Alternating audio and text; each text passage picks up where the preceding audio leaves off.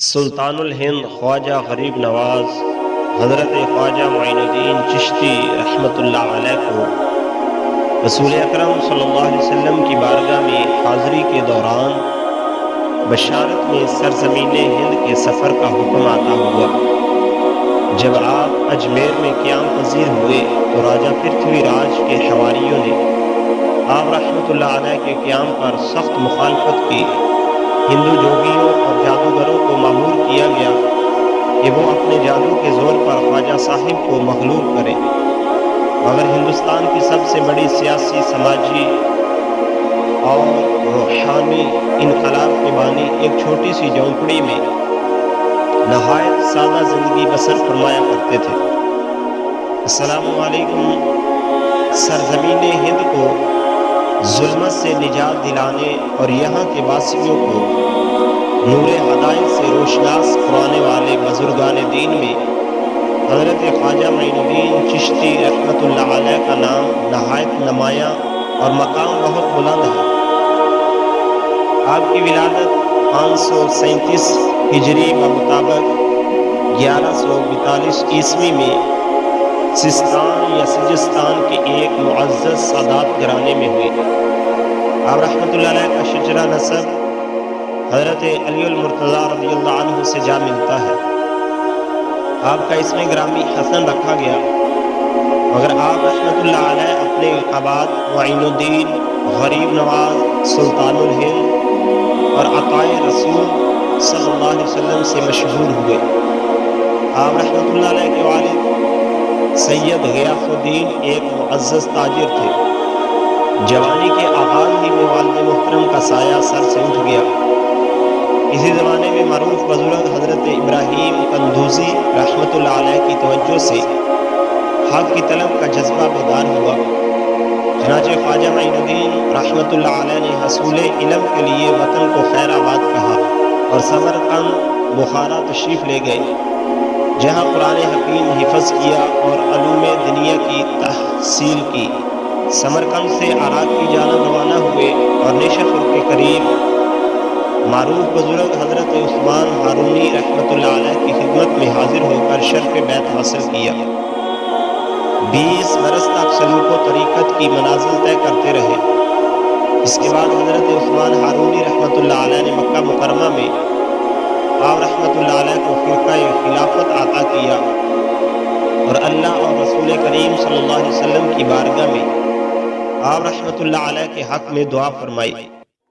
مدینہ منورہ میں مسجد نبوی کی حاضری کے دوران آقا صلی اللہ علیہ وسلم کی بارگاہ سے آپ رحمۃ اللہ علیہ کو ہند کی ولایت عطا ہوئی اور وہاں دین کی خدمت کا حکم ملا۔ حکم نبی صلی اللہ علیہ وسلم کے مطابق آپ رحمۃ اللہ علیہ نے ہندوستان کی جانب سفر اختیار فرمایا۔ روایت ہے کہ اس سفر میں آپ رحمۃ اللہ علیہ کی ملاقات حضرت عبدالقادر جیلانی رحمۃ اللہ علیہ سے بھی ہوئی، تاہم اس کی قطعی تصدیق نہیں ملتی۔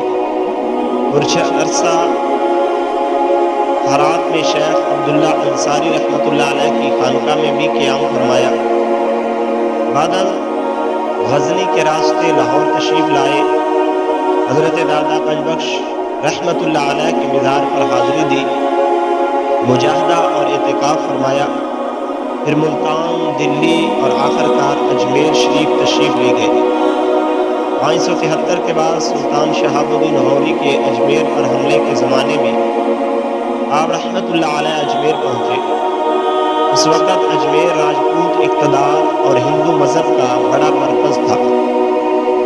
راجہ پرتھوی راج کے کارندوں نے آپ رحمۃ اللہ علیہ کی سخت مخالفت کی اور جب خود مقابلہ نہ کر سکے تو جوگیوں اور جادوگروں کو آپ کے خلاف مامور کیا، مگر حضرت خواجہ معین الدین چشتی رحمۃ اللہ علیہ اپنی روحانی قوت اور کرامات کے سبب غالب آئے۔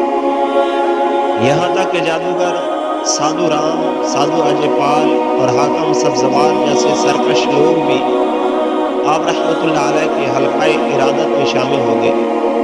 روایت ہے کہ پرتھوی راج کے ایک بیٹے نے بھی اسلام قبول کیا۔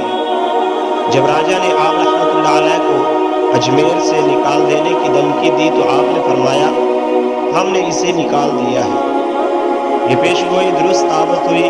سلطان شہاب الدین غوری نے پرتھوی راج پر حملے کیے اور آخر کار وہ گرفتار ہو کر مارا گیا۔ سلسلہ چشتیہ کے ہندوستان میں بانی کی حیثیت سے خواجہ غریب نواز رحمۃ اللہ علیہ پہلے بزرگ ہیں جنہوں نے نو مسلموں کو سما کی اجازت دی تاکہ وہ قوالی اور سما کے ذریعے ذکر الہی میں انس پائیں اور اجنبیت محسوس نہ کریں۔ آپ معلم، واعظ، مبلغ، روحانی پیشوا اور صاحب کرامت بزرگ تھے۔ آپ رحمۃ اللہ علیہ نے ایسے خلفاء و مریدین تیار کیے جنہوں نے پورے بر صغیر میں دین کی خدمت انجام دی۔ دلی میں حضرت شیخ قطب الدین مختیار کاکی رحمۃ اللہ علیہ، آپ قطن میں حضرت بابا فرید الدین گنج شکر رحمۃ اللہ علیہ، ناگور میں قاضی حمید الدین ناگوروی رحمۃ اللہ علیہ اور ہانسی میں شیخ جمال الدین ہانسی شامل ہیں۔ ان کے بعد حضرت نظام الدین اولیاء اور حضرت علاء الدین صابر کلری نے بھی عظیم خدمات انجام دی۔ خواجہ غریب نواز رحمۃ اللہ علیہ کا فیض پورے ہندوستان اور دنیا بھر میں پھیلا۔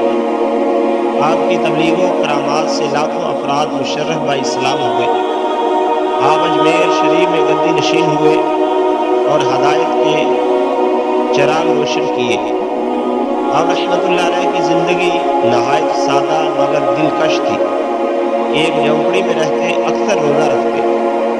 آپ نے کوئی مستقل تصنیف نہیں چھوڑی، مگر آپ رحمۃ اللہ علیہ کے ملفوظات میں الارواح، رسالہ، کشف الفیض، دلائل العارفین، گنج اسرار اور دیوان معین منسوب ہیں۔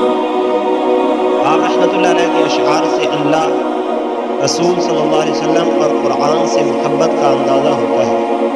نیز آپ رحمۃ اللہ علیہ اخلاق، شریعت کے پابند، سخاوت، شفقت اور تواضع کو لازمی قرار دیتے تھے۔ نماز کو امانت بتاتے اور بھوکے کو کھانا کھلانے کی عظیم فضیلت بیان فرماتے ہیں۔ آپ کے ارشادات میں ہے کہ عارف وہ ہے جو دل کو غیر سے خالی کر دے، پھر اللہ تعالیٰ اس پر حقائق کھول دیتا ہے۔ جس میں سخاوت دریا کی طرح، شفقت آفتاب کی مانند اور تواضع مٹی جیسی ہو، وہ اللہ کا دوست ہے۔ آپ کی وفات 6 رجب بروز دوشنبہ، عمر تقریباً 97 برس میں ہوئی۔ نصف صدی سے زائد عرصہ اشاعت تبلیغ اسلام میں گزارا۔ آخر میں اللہ تعالیٰ سے دعا ہے کہ وہ ان تمام اولیاء اکرام کی خدمات قبول فرمائے اور ہدایت کا چراغ ہمیشہ روشن رکھے۔ آمین۔